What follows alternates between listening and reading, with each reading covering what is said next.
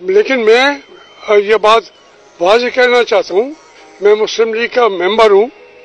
मैं टिकट किसी पार्टी का नहीं लूँगा। मैं इलेक्शन आज़ाद तरीके से लड़ूंगा।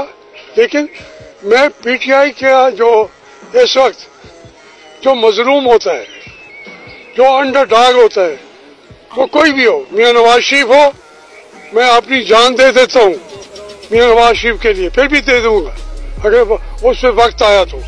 पाकिस्तान के अंदर जमहूरियत की जंग के लिए जिसने जंग लड़ने का झंडा उठाया, मैंने अपने कंधे पेश कर दिए। नातवां कंधे थे मेरे, लेकिन मैंने पेश कर दिए।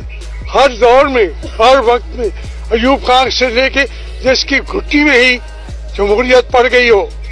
1964 में मैं जेल में बैठा था, मेरी उम्र 13-14 साल थी।